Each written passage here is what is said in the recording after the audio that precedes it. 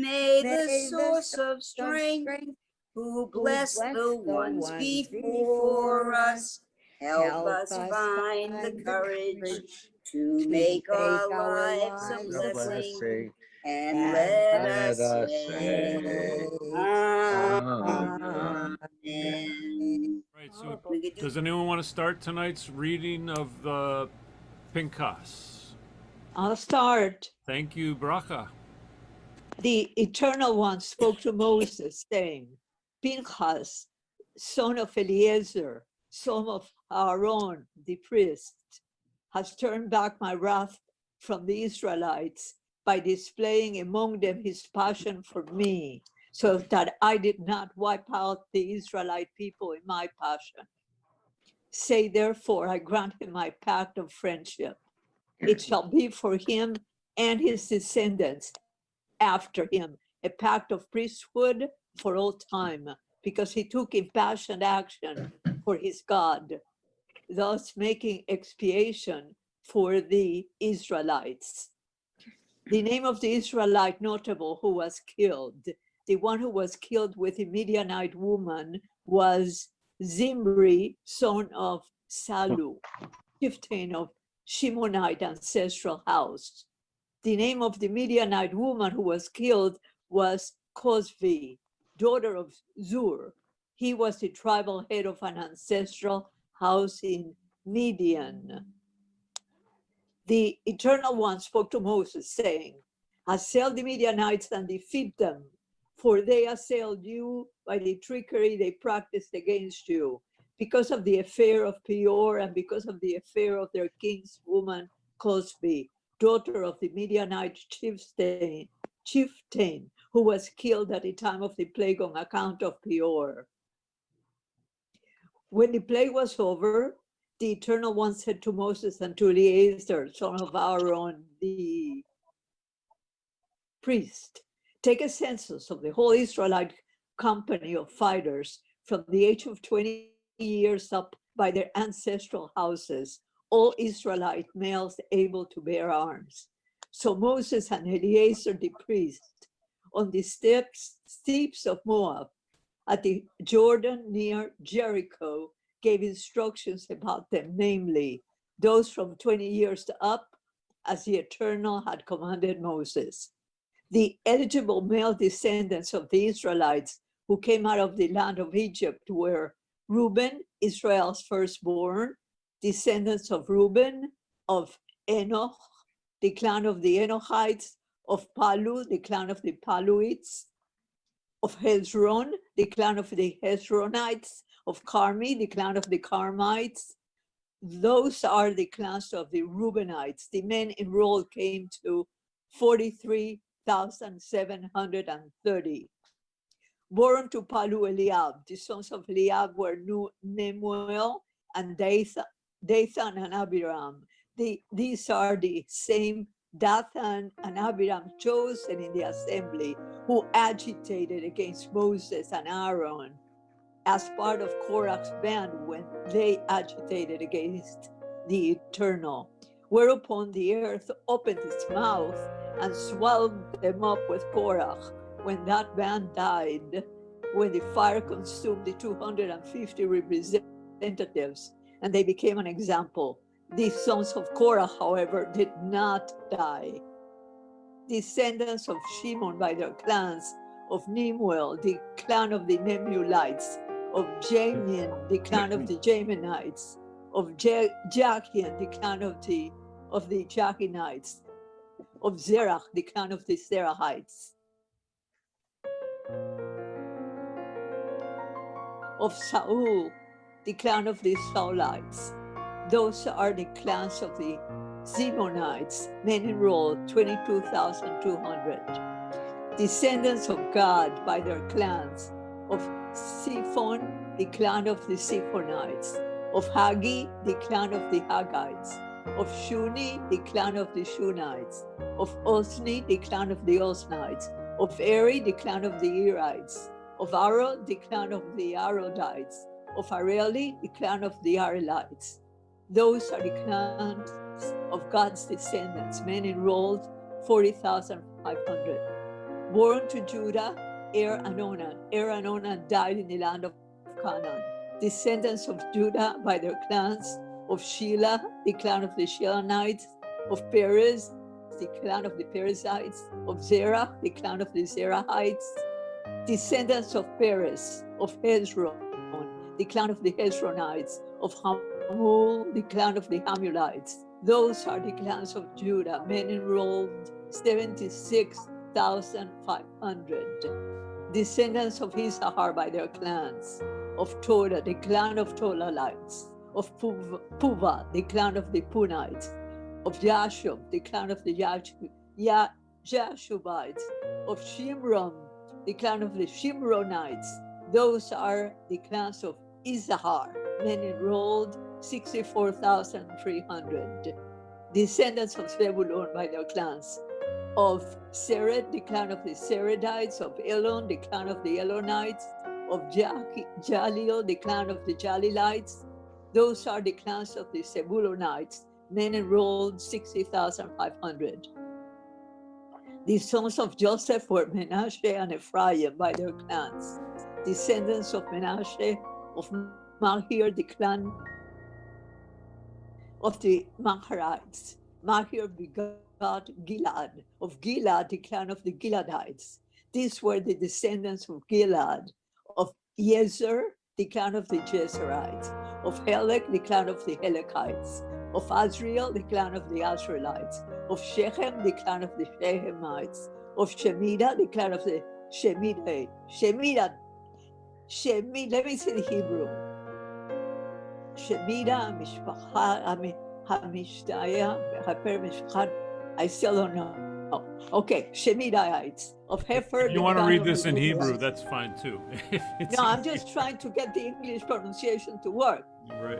Of Hefer, the clan of Heferites. Now Selefechad, son of Hefer, had no sons, only daughters. Now it gets interesting. The names of Zelophehad's daughters were Mala, Noah, Hogla, Milcah, and Tizrah. Those are the clans of Menashe, men enrolled 52,700. I want you to stop for 1 second. I just wanted to notice something. Up until this point, they weren't talking too much about the daughters. They were talking more about all of the men. I just think that's quite interesting that all of a sudden we're talking about daughters, where we're talking about son of this and son of that. And I just thought that out of nowhere, I'd love to know what the Talmud says about that, because if there's some, is there any, down below, Mike, is there any interpretation about why all of a sudden they start talking about the daughters?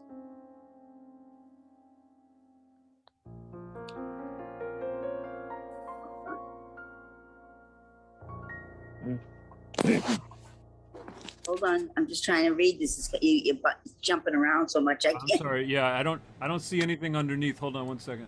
So Here we are, number 33, and we go down the page. Yeah, I jumped over a couple of pages. So yeah, I understand.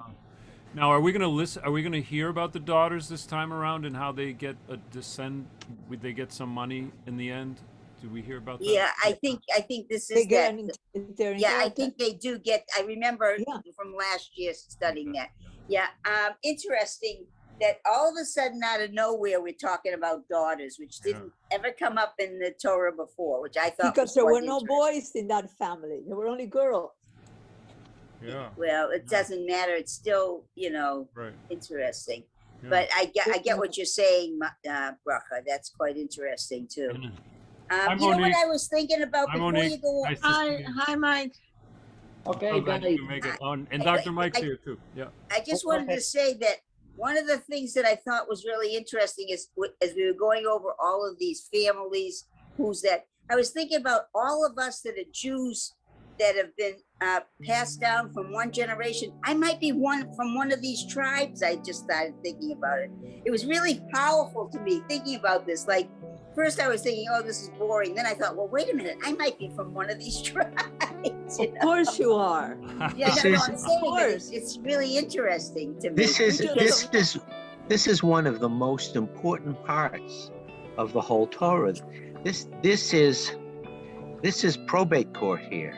This is for this is for generations and hundreds of generations, and so important right now. Of all of the most important right now, this page is so important because of the claims of people who say, well, the Jews were never in Israel. They came here in 1948. Yeah, I mean, this is so important, that we've got a registry. Who is there? Asriel, the clan of the Australites went, and Heifer, the clan. My gosh! Yeah. And these old men. Wait, the ladies were there too. And there were only 5 or 6 people who showed up. Those are the clan of Manasseh. Men enrolled 52,700. Right. Ephraim's descendants 32,500. Here we are. Right. This is the most important part right now for geopolitics. Yep. Okay, It is very interesting. Michael, if I may interrupt, I'm actually in the middle of a meeting, but since you asked me to give the prayer that I did, I'm going to say it and then I have to leave. Okay. Oh, thank you so much, Dr. Mike. Thank you, Myrna. Mike. I know you want to talk, Myrna. We're going to get to you right after. Okay, so this is a prayer Thank you, for all of the unaccounted people that we have in the tragedy of Champlain Towers in Surfside. So far, we have discovered 10 bodies. As a matter of fact, I was there. 11. Dr. Mike, 11. They said, okay, so it went from 10 to 11. No. Thank you. Okay, so. But they're all dead. There's nobody that was survived. Yes. Yeah, these are the ones that have been found. Okay, so here's the prayer that I said for during Misha Bera on Saturday morning. First, a moment of reflection. When we say Ma Tovu, how goodly are your tents, Jacob, your dwelling places, we think about the safety of our own homes. During the pandemic, the only place we felt safe was our own home. And here, 159 people are unaccounted. Actually, now it's 149 or 140. No, it's 150. 150 unaccounted when the building collapsed as they slept in their own home. So now I would like to offer a prayer for the well-being of the residents of Champlain Tower, the building that collapsed in Surfside, Florida. We call upon you, Holy One, the God of our ancestors, to hear our prayers. The building has collapsed, but don't let our hopes collapse. Give those that are unaccounted air to breathe and water to drink. Comfort those in mourning and sustain those who fear they will soon be in mourning. Shower your strength on those heroes that are looking for survivors. Protect them so that they may return safely to their homes and families. At this moment, we think about the unaccounted, not about ourselves. And let us say, Amen. Thank you. So that's such a beautiful prayer. Thanks again, Dr. Michael, for taking time. Thank you, Michael. And I need Absolutely beautiful. I know you have to go to a meeting. Thank you, Dr. Mike, for bringing that in. Thank you guys for listening. God bless. Thank you. All right, Myrna, you mentioned you wanted to say something. You're muted, Myrna.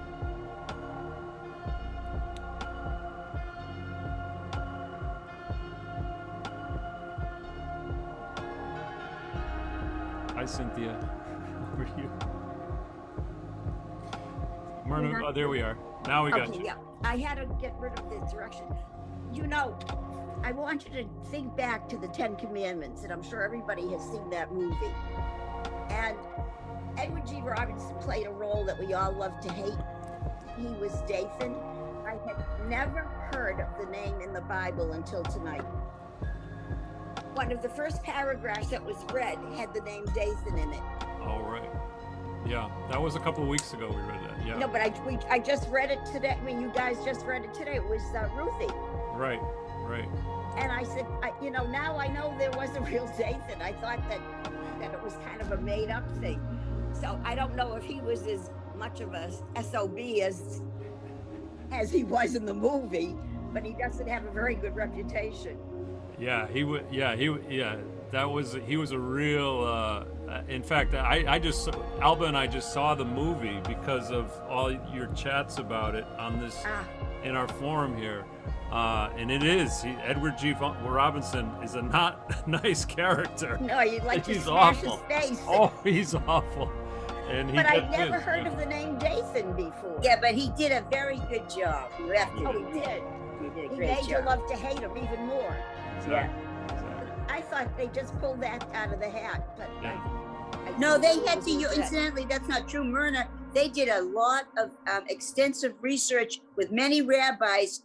Was on the board of that film. I mean, they had to go over a lot of it. It's in the credits. It says about all the rabbis and all the people in the Jewish the university, the Hebrew University in Israel. There was a lot of credits about how much that the It was research was done. amazingly done. Every Yeah. year, my son makes sure at Passover time that he sees that movie again. Right, Wow. Every year he watches it. That's amazing. right. And just what Dr. Ed was bringing up here too, and I was thinking about this not that long ago, maybe just even yesterday. I was thinking that, like, because I mean, it's for me, it's so Torah is so profound for me. I mean, and Dr. Ed mentions a beautiful thing, like this is historical. It's like these are the people, and you're all descended from these people. And I believe I'm probably somewhere in my background because I mean, when I came to Temple Tiferet Shalom, I feel like I knew these songs somewhere. I mean, way back. I mean, I feel like Michael, you came home. Let really me do. remind you, Michael, who was the one weren't you the one who said that you felt at home in the in King David's tomb? Oh my gosh, yeah. That was absolutely amazing. I mean, that was amazing.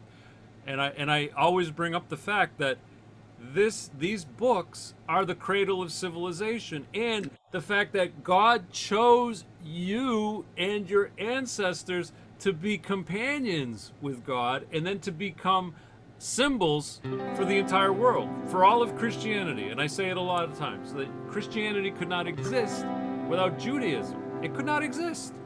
And so this is the thing that is profound to me, and I feel so grateful to be able to share. Just reading through these names, reading through the books, is just absolutely astounding. And it's amazing that we're still reading these books as if they were just written weeks ago or months ago. And don't you notice that every time you read it or we read it, there's something that shows up that you must have missed earlier? I just find that, like this bit that I was just talking about, Dathan, I know I've read that paragraph before. Just tonight will hit me. Yeah, it's true. I mean, yeah, and he came up a couple of chapters or a couple of parshas back. Before. Yeah. You know, there's a point that we missed. Okay. Can you hear me? Yes. Yep. Rocco, go ahead. Okay. So at the very beginning, we're told of what Pinchas did, that he put a dagger or something through the two people who were in sexual intercourse, and they were not supposed to be together, right? Right. Okay. So up until that moment, the priesthood belonged to Aaron and his descendants.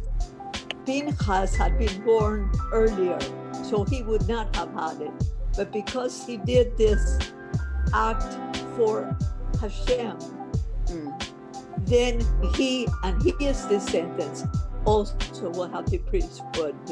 And this I just read. So he got elevated to priest? Is that? Yeah, he's part of the Levite family, but it was going to be from Aaron and his descendants. Pinchas had been born earlier, so he would not have had a part of it. But because of what he did, that he did for Hashem's honor, then he too had the priesthood and those who are his descendants. Since we're talking about whom we belong to, he was a Levite as well. That's a Anyway, great I thought point. that was Yeah, that's a just a great point, an important point, because that's what this whole thing is about. Right, right. That's great. And that's an interesting point where there's always kind of like a God kind of sometimes, I mean, if, you know, maybe bends the rules a little bit, you know, maybe, Right, you know, like right. brings things. That good can come at any moment. It's great, Yes, great rules. point. That's a great point. Wonderful. Does anyone want to pick up, Raka? Thank you so much for reading. You're wonderful. Does anyone want to pick up at 35? Well, I think we're almost It halfway just, through. I think some news just came in that one of the rescue members was hurt Oh and no, he collapsed. Oh, boy. Oh wow. Sorry to have brought it in. Yeah. I hope they're okay. oh boy. So it's hot. Must be hot there too. It's not terrible. No? Ruthie, would you like to pick it up at 35? To be honest, I have a little frog in my throat tonight. How about Dr. Ed? While we still have Dr. Ed's Yeah. power before we lose him. These are the descendants of Ephraim by their clans, of Shuthelah, the clan of Shelushuthelites, of Becher, the clan of Becherites, of Tahan, the clan of Tahanites. These are the descendants of Shuthelah, of Aaron, the clan of the Aaronites. Those are the clan of Ephraim's descendants, men enrolled 32,500. Those are the descendants of Joseph by their clans, the descendants of Benjamin by their clans, of Bela, the clan of Belaites, of Ashabel, the clan of Ashbelites, of Ahiram, the clan of the Ahramites, of Shephappham, the clan of the Shuphamites, that's it, of Huhapham, the clan of the Huppanites, the sons of Bela and Ard and Naam, of Ard in parentheses, the clan of the Ardites, of Naam, the clan of the Naamites. Those are the descendants of Benjamin by their clans, men enrolled, 45,600. These are the clans of Dan by their clans, of Shuhan, the clan of the Shuhamites, those of the clans of Dan by their clans. All the clans of the Shuhamites enrolled 64,400. Descendants of Asher by the clans of the Imnah, the clans of the Imnites, of Ishvi, the clan of the Ishvites, of Beria, the clan of the Beriites, of the descendants of Beria, of Heber, the clan of the Heberites, of Malkiel, the clan of the Malkiites. The name of Asher's daughter was Sarah. Those are the clans of Asher's descendants, men enrolled, 53,400. Descendants of Naphtali, the clan of the Jaziel, the clan of the Jaziites, of Guni, the clan of the Gunites, of Jezer, the clan of the Jezerites, of Shilham, the clan of the Shilmanites. These are the clans of the Naphtalites, clan by clan, and enrolled. This is the enrollment of the Israelite men, 601,730. Wow. Do you want to take a break, Dr. Ed? That's beautiful. I mean, and also I'd like to point out 600,000. Well, this is only the males, right? So we're always talking about maybe double or triple, maybe even triple that number. But they went into Egypt as 70 people, one clan, or with the 12 tribes. Oh, I always get just amazed at the history here. Are you trying to say they were prolific? Yeah, I think so. 200 years, of course. It took them 200 years. Well, they're a little slow. Do you want to pick it up, Myrna? Where did we just leave off? 52. Thank you, Dr. Ed. Thank you for coming tonight too. It's such a pleasure. Thank The you. Eternal One spoke to Moses, saying, "Among these shall the land be apportioned as shares, according to the listed names. With larger groups, increase the share. With smaller groups, reduce the share. Each is to be assigned its share according to its enrollment. The land, moreover, is to be apportioned by lot, and the allotment shall be made according to the listings of their ancestral tribes. Each portion shall be assigned by lot, whether for larger or smaller groups. This is the enrollment of the Levites by their clans. Of Gershon, the clan of the Gershonites. Of Kohath, the clan of the Kohathites. Of Merari, the clan of the Merarites. These are the clans of Levi, the clan of the Libnites, the clan of the Hebronites, the clan of the Karates. Kohath begot Amram. The name of Amram's wife was Jochebed, daughter of Levi, who was born to Levi in Egypt. She bore to Amram Aaron and Moses and their sister Miriam. To Aaron were born Nadab and Abihu, Eleazar and Ithamar. Nadab and Abihu died when they offered alien fire before the Eternal. Their enrollment of 23,000 comprised all males from a month up. They were not part of the regular enrollment of the Israelites, since no share was assigned to them among the Israelites. It's not fair. Right, but they're the priest class, so they are allowed to partake in some of the offerings, right, to God. Also, I just wanted to point out that here we see in this is the book of Numbers. Whoops, and I just lost my place for a second. We see that the okay, here we are. I'm sorry. They're going to be.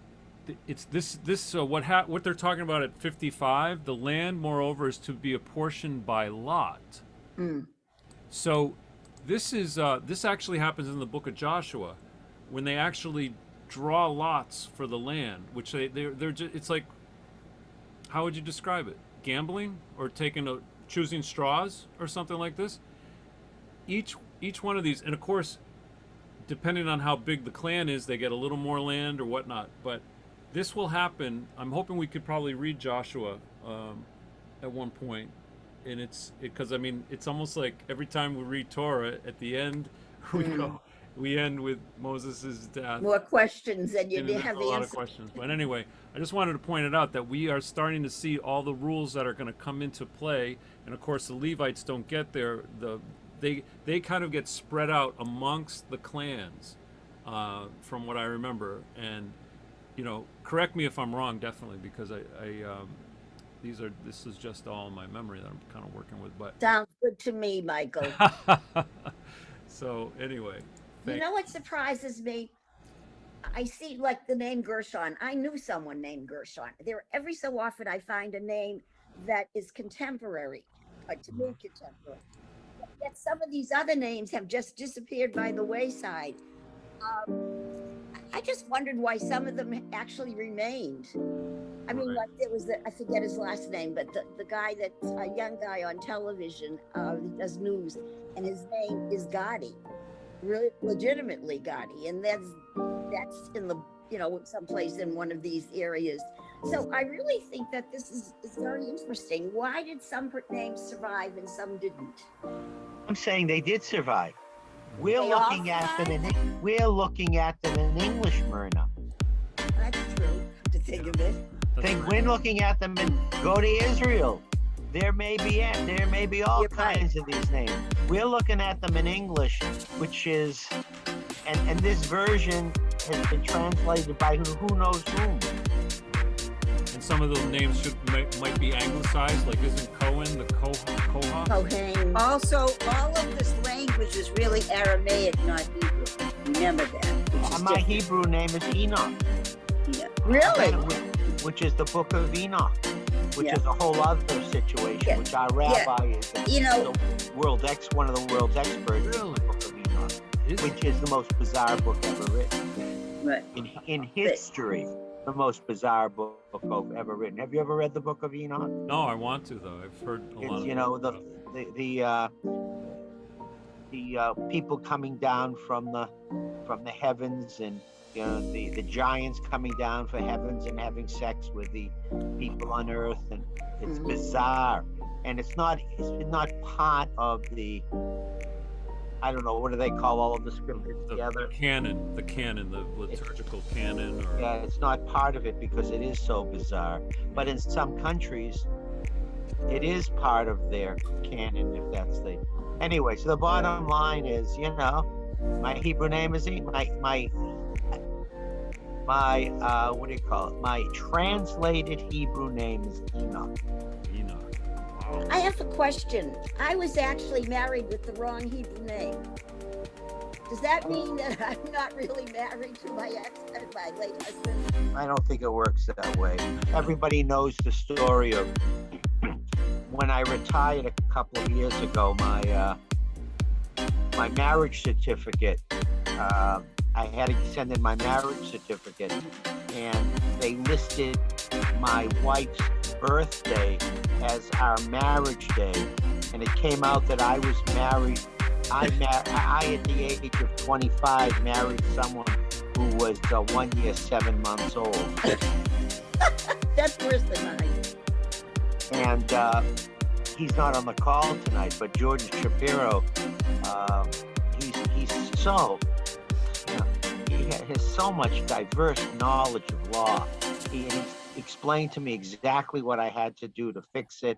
That if it was a clerical error, it could be easily fixed. Or if it was a non-clerical error, I had to go to Superior Court. And I said after 44 years, I said, Elaine, we're not married. This is great. Have a good day. Yeah. Have That's- fun. She didn't think that was good. Well, when Anyway, I was getting married, Rabbi Zaitchik was doing the Yufruf. yeah. And my mother did not know my Hebrew name. She kept saying my grandfather, who was a moil and a reverend, had a huge book and all the names were in it. So she assumed that we needed it. It was in Zadie's book, except no one knows where Zadie's book is.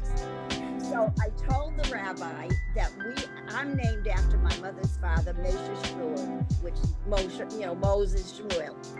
So he said, oh, he said, second name would be Simma, but the first name, he said, I'll name you I'll give you my sister's name, Malka. So I said, well, Malka's queen, that's good. I came home and I said to my mother, he said, it's Malka Simma. My mother said, Simma's right, Malka is not. I found out afterwards when we had to pick up a stone for my mother, the name rather, that my name was Masha, which is the female of Moshe. And an Orthodox rabbi didn't know that. So I'm saying it's not right on my ketubah. I didn't know we had a Moses among us. Myrna! Hey! Anyway, so But the female Moses, crazy stuff happens. I know it. Think of all the people who came over on Ellis Island Oh, I know. Oh, by the name of Ferguson. Cynthia, would you want to continue? Thank you so Ferguson. much, Ferguson. Ferguson. That's very Irish. Yeah. Yes, correct. All these Jewish people with the last name of Ferguson because they came over on Jane Ferguson, right. Ferguson. Cynthia, That was my you father. had Right, Joke. Shane Ferguson, you're right. Well, it's very interesting to see, to find out why we're not related to people we think we're related to. Awesome. Thanks again, Myrna. Cynthia, you want to pick it up at 63? Sure. 63, is it? Yes. These are the males enrolled by Moses and Eleazar the priest who registered the Israelites on the steppes of Moab at the Jordan near Jericho. Among these, there was not one of those enrolled by Moses and Aaron the priest when they recorded the Israelites in the wilderness of Sinai. For the Eternal had said of them, they shall die in the wilderness. Not one of them survived except Caleb, son of Jephunneh, and Joshua, son of Nun. The daughters of Zelophehad here we go with these challenging names again, of Manassite family, son of Hepher, son of Gilead, son of Maher, son of Manasseh, son of Joseph, came forward. The names of the daughters were Mahlah, Noah, Hoglah, Milcah, and Tirzah. They stood before Moses, Eleazar the priest, the chieftains, and the whole assembly at the entrance of the tent of meeting, and they said, "Our father died in the wilderness. He was not one of the faction, Korah's faction, which banded together against the Eternal, but died for his own sin, and he has left no sons. Let not our father's name be lost to his clan, just because he had no son. Give us a holding among our father's kinsmen." Moses brought their case before the Eternal. And the Eternal One said to Moses, "The plea of Zelophehad's daughters is just. You should give them a hereditary holding among their father's kinsmen. Transfer their father's share to them. Further, speak to the Israelite people as follows. If a householder dies without leaving a son, you shall transfer his property to his daughter. If he has no daughter, you shall assign his property to his brothers. If he has no brothers, you shall assign his property to his father's brothers. If his father had no brothers, you shall assign his property to his nearest relative in his own clan, who shall inherit it. This shall be the law of procedure for the Israelites, in accordance with the Eternal's command to Moses." The Eternal One said to Moses, "Ascend these heights of Abarim and view the land that I have given to the Israelite people. When you have seen it, you too shall be gathered to your kin, just as your brother Aaron was. For in the wilderness of Zin, when the community was contentious, you disobeyed my command to uphold my sanctity in their sight by means of the water. Those are the waters of Meribah Kadesh in the wilderness of Zin." Do we want to talk about the daughters before we go on a little bit? Excuse me, I just want to know who's keeping track of this. Did they have a method of going 1, 2, 3, 4 slash? Or, I mean, seriously, this is so complicated. Are we into any sort of writing at this point? I didn't think so. So how are we marking all this down? No one can remember all this. All I know is Rabbi said that the book was written with white fire and black fire. This was on Saturday, I think he said this. Even to this though? Yeah, to this. I don't know how it works, but I just wanted to talk about the daughter part again, because Well, I think it's fair. yeah, His daughter should inherit. that's a good point. But it just started in this, what I find interesting, until this Pasha, we didn't hear about the daughters. But there were daughters before this Pasha, what I think is interesting. And notice how we mentioned their names twice. We mentioned their names twice, where, I mean, the only sons that we know of or any other relatives seem to be Aaron's sons, because they're like the priests. But this is interesting that these names are important somehow. It's really great. It's really good. And then they're really high up too. So if it doesn't go to the son, transfer the property to the head of the household's daughter. So that's a pretty big rule, isn't it? And then it goes down from there. So not bad, right? What happens if the daughters who own the land marry some jerk or jerks, and do they take over the property? Wow, that's a really good question. Wow. No provision seemed to be made for that case. No, I know it. Yeah. That's when they lose it again. Wow. That's a really good question. We'll have to look that up. Sort of a dowry, isn't it? Yeah, I don't know. That's a good question. Maybe next week we'll have to look that up. Okay, where were we? I think we're at 15, right? Do you want to keep going, Cynthia? Okay. Moses spoke to the Eternal, saying, "Let the Eternal One, source of the breath of all flesh, appoint an envoy to the community, who shall go out before them and come in before them, and who shall take them out and bring them in, so that the Eternal's community way may not be like sheep that have no shepherd. And the Eternal One answered Moses, single out Joshua, son of Nun, an inspired deputy, and lay your hand upon him. Have him stand before Eleazar the priest and before the whole community, and commission him in their sight. Invest him with some of your authority, so that the whole Israelite community may obey. But he shall present himself to Eleazar the priest, who shall on his behalf seek the decision of the Urim before the Eternal. By such instruction they shall go out, and by such instruction they shall come in, he and all the Israelite militia and the whole community. Moses did as the Eternal commanded him. He took Joshua and had him stand before Eleazar the priest and before the whole community. He laid his hands upon him and commissioned him, as the Eternal had spoken through Moses. The Eternal One spoke to Moses, saying, command the Israelite people and say to them, be punctuous in presenting to me at stated times the offerings of food due me, as offerings by fire of pleasing odor to me. Say to them, these are the offerings by fire that you are to present to the Eternal. As a regular burnt offering every day, 2 yearling lambs without blemish.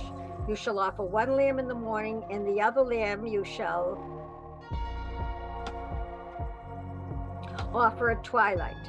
And as a meal offering, there shall be 1/10 of an ephah of choice flour with 1/4 of a hin of beaten oil mixed in. The regular burnt offering instituted at Mount Sinai, an offering by fire of pleasing odor to the Eternal. The libation with it shall be 1/4 of a hin for each lamb, to be poured in the sacred precinct as an offering of fermented drink to the Eternal. The other lamb you shall offer at twilight, preparing the same meal offering and libation as in the morning, an offering by fire of pleasing odor to the Eternal. On the Sabbath day, 2 yearling lambs without blemish, together with 2/10 of a measure of choice flour with oil mixed in as a meal offering and with proper libation. A burnt offering for every Sabbath in addition to the regular burnt offering and its libation. On your new moons, you shall present a burnt offering to the Eternal, 2 bulls of the herd, 1 ram, and 7 yearling lambs without blemish. As meal offering for each bull, 3/10 of a measure of choice oil with oil mixed in, of choice flour with oil mixed in. As meal offering for each ram, 2/10 of a measure of choice flour with oil mixed in. As meal offering for each lamb, 1/10 of a measure of fine flour with oil mixed in. Such shall be the burnt offering of pleasing odor, an offering by fire to the Eternal. Their libation shall be 1/2 a hin of wine for a bull, 1/3 of a hin for a ram, and 1/4 of a hin for a lamb. That shall be the monthly burnt offering for each new moon of the year. And there shall be 1 goat as a purgation offering to the Eternal, to be offered in addition to the regular burnt offering and its libation. I'm getting hungry. Wow, I could really go for some barbecue right now. This makes me sick to my stomach. I would not want to eat meat at all. Oh, I'm sorry. Well, yeah, but this is a community dinner. Yeah. Now, let me ask a question. Is there an offering every day at morning and twilight? Is that what we just read? That's a lot. This is But what they realize this eat, was a probably. community. This was a community meal, so people could come there and could be fed. That's right. That's a I great. thought it only went Wow. to the priests. No, that's everywhere. Wow, that's an awesome idea. Yeah, a regular burnt offering every day. Wow. One in the twice a morning, day. and the one. Wow. Every day too. Wow. One in the morning, one in the night. Wow, that's incredible. Wow, that's something. And every time I've read that, a pleasing odor to the Eternal, and then if you ever barbecue like lamb or anything, it's like it reminds me of Torah. It's really great. It's like smell it. Anyway, all right. Okay, where were we? First month on the 14th day, Cynthia. In the first month, on the 14th day of the month, there shall be a Passover sacrifice to the Eternal. And on the 15th day of that month, a festival. Unleavened bread shall be eaten for 7 days. The first day shall be a sacred occasion. You shall not work at your occupations. You shall present an offering by fire, burnt offering to the Eternal. 2 bulls of the herd, 1 ram, and 7 yearling lambs. See that they are without blemish. The meal offering with them shall be of choice flour with oil mixed in. Prepare 3/10 of a measure for a bull, 2/10 for a ram, and for each of the 7 lambs prepare 1/10 of a measure. And there shall be 1 goat for a purgation offering to make expiation in your behalf. You shall present those in addition to that morning portion of the regular burnt offering. You shall offer the like daily for 7 days as food, an offering by fire of pleasing odor to the Eternal. They shall be offered with their libations in addition to the regular burnt offering. And the 7th day shall be a sacred occasion for you. You shall not work at your occupations. On the 1st day of the first fruits, your feast of weeks, when you bring an offering of new grain to the Eternal, you shall observe a sacred occasion. You shall not work at your occupations. You shall present a burnt offering of pleasing odor to the Eternal, 2 bulls of the herd, 1 ram, 7 yearling lambs. The meal offering with them shall be of choice flour with oil mixed in, 3/10 of a measure for a bull, 2/10 for a ram, and 1/10 for each of the 7 lambs. And there shall be 1 goat for expiation in your behalf. You shall present them, see that they are without blemish, with their libations, in addition to the regular burnt offering and its meal offering. In the 7th month, on the 1st day of the month, you shall observe a sacred occasion. You shall not work at your occupations. You shall observe it as a day when the horn is sounded. You shall present a burnt offering of pleasing odor to the Eternal. 1 bull of the herd, 1 ram, 7 yearling lambs without blemish. The meal offering with them, choice flour with oil mixed in, shall be 3/10 of a measure for a bull, 2/10 for a ram, and 1/10 for each of the 7 lambs. And there shall be 1 goat for a purgation offering to make expiation in your behalf. In addition to the burnt offering of the new moon with its meal offering and the regular burnt offering with its meal offering, each with its libation as prescribed, offerings by fire of pleasing odor to the Eternal. On the 10th day of the same 7th month, you shall observe a sacred occasion, when you shall practice self-denial. You shall do no work. You shall present to the Eternal a burnt offering of pleasing odor, 1 bull of the herd, 1 ram, 7 yearling lambs. See that they are without blemish. The meal offering with them, of choice flour with oil mixed in, shall be 3/10 of a measure for a bull, 2/10 for the 1 ram, 1/10 for each of the 7 lambs. And there shall be 1 goat for a purgation offering, in addition to the purgation offering of expiation, and the regular burnt offering with its meal offering, each with its libation. On the 15th day of the 7th month, you shall observe a sacred occasion. You shall not work at your occupations. 7 days you shall observe a festival of the Eternal. You shall present a burnt offering, an offering by fire of pleasing odor to the Eternal. 13 bulls of the herd, 2 rams, 14 yearling lambs. They shall be without blemish. The meal offerings with them, of choice flour with oil mixed in, shall be 3/10 of a measure for each of the 13 bulls, 2/10 for each of the 2 rams, and 1/10 for each of the 14 lambs. And there shall be 1 goat for a purgation offering, in addition to the regular burnt offering, its meal offering and libation. You want me to pick this up, Cynthia? Yeah, I wouldn't mind if you did. there's quite a bit to this one, isn't there? I did want to point out a couple of things, though. What did you see the horns? It said something about the horns here, Dr. Ed. When the horn is sounded, the trumpets were blown on all festivals and new moons, but on the new year, a different kind of blast, Teruah, was heard, the exact nature of which was much debated in Talmudic days. In time, the ram's horn, shofar, became the horn for this occasion. Okay, so Teruah is 9 blasts. Teruah. Gotcha. Good.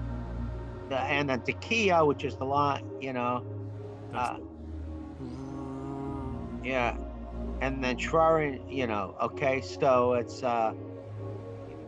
the 3 different sounds of the of the shofar, which is the ram song. Nice. And I remember that beautiful rainbow photo of you on the Cape blowing the shofar. It's amazing. I love it. It was still today. It's the best picture my wife ever snapped. That's great. It's perfect. All right, so the second day, 12 bulls of the herd, 2 rams, 14 yearly lambs without blemish. The meal offerings and the libations for the bulls, rams, and lambs in the quantities prescribed. And 1 goat for a purgation offering in addition to the regular burnt offering, its meal offering, and libations. Third day, 11 bulls, 2 rams, 14 yearly lambs without blemish. The meal offerings and libations for the bulls, Hello? rams, and lambs. Yes. About your idea. You know what? I'm on a Zoom call. Hi, Cynthia. Oh gosh. And 1 goat for purgation offering in addition to the regular burnt offering, its meal offering and libation. Fourth day, 10 bulls. Are these the days of Passover? Which days are these? The 10 days. 10 bulls, 2 rams, 14 yearly lambs without blemish. The meal offerings and the libations for the bulls, rams, and lambs in the quantities prescribed, and 1 goat for a purgation offering in addition to the regular burnt offering, its meal offering, and libation. The 5th day, 9 bulls, 2 rams, 14 yearly lambs without blemish. The meal offerings and libations for the bulls, rams, and lambs in the quantities prescribed, and 1 goat for a purgation offering in addition to the regular burnt offering, its meal offering, and libation. 6th day, 8 bulls, 2 rams. Notice how the bulls are getting lesser and lesser by 1 each day. 8 bulls, 2 rams, 14 yearling lambs without blemish. The meal offerings and libations for the bulls, rams, and lambs in the quantities prescribed, and 1 goat for a purgation offering in addition to the regular burnt offering, its meal offering and libation. 7th day, 7 bulls, 2 rams, 14 yearling lambs without blemish. The meal offerings and libations for the bulls, rams, and lambs in the quantities prescribed, and 1 goat for a purgation offering in addition to the regular burnt offering, its meal offering, and libation. On the 8th day you shall hold a solemn gathering. You shall not work at your occupations. You shall present a burnt offering, an offering by fire of pleasing odor to the Eternal. 1 bull, 1 ram, 7 yearling lambs without blemish. The meal offerings and libations for the bull, the ram, and the lambs in the quantities prescribed, and 1 goat for a purgation offering in addition to the regular burnt offering, its meal offering, and libation. All these you shall offer to the Eternal at the stated times in addition to your votive and free will offerings. Be they burnt offerings, meal offerings, libations, or other offerings, or offerings of well-being. So Moses spoke to the Israelites just as the Eternal had commanded Moses. And I believe that is the end. And I wanted to sing, and a partridge in a pear tree. That's right. That's right. Myrna, you're muted, Myrna. Oh, again, shoot. There you Now, are. Okay, what I wanted to know is, how did they choose who is going to give the, the lambs and the rams and each day? I mean, I assume it's not the same person. Right. I thought we went. I think there was a parsha that said they described who went first, who went second, it was everyone had their day of the order. Wasn't that right? Do you remember that, Ruthie? And all I know is that that's a lot of Yes, I do remember. There everything was delegated. That's what you really got to understand. This isn't just words. There was a big plan to all this. Mm-hmm. And I don't understand it, but I'm just saying there was people that were delegated to do different things. Anyways. Dr. Ed, you remember this? Let's end with something pleasant for a change, okay? I'm going to leave you with a funny story. Okay. My father's Hebrew name was Mordecai. So my son Matthew's Hebrew name is Mordecai, and my nephew's is Mordecai. Mark, my nephew, was bar mitzvah was almost a year before my Matthew's. So they were all sitting there, and they called my nephew up to the Torah, and they called him Mendel. And we all said, huh? I mean, everybody was flabbergasted, especially my father's family. They almost died. So I go up to my brother and my nephew, and I said, where did you get that? You're not Mendel, you're Mordecai. So Mark says to me, well, my father always he used to tell me, well, you're Mendel. So I thought that was my Hebrew name, Mendel. That's a true story. And I have a great story. I have a very close friend. He is an ultra-Orthodox Jew. He's ultra-Orthodox. He worked for me for 20 years, and his first name was Noel. And I said, how could an Orthodox Jew have a first name as Noel? Like for Christmas. Like for Christmas. And he said, my father was not religious. I was the first Orthodox Jew in the family. And he loved Noel Coward. Oh, Who did he love? Noel who? Noel Coward. Noel Coward, the famous author, Right. playwright.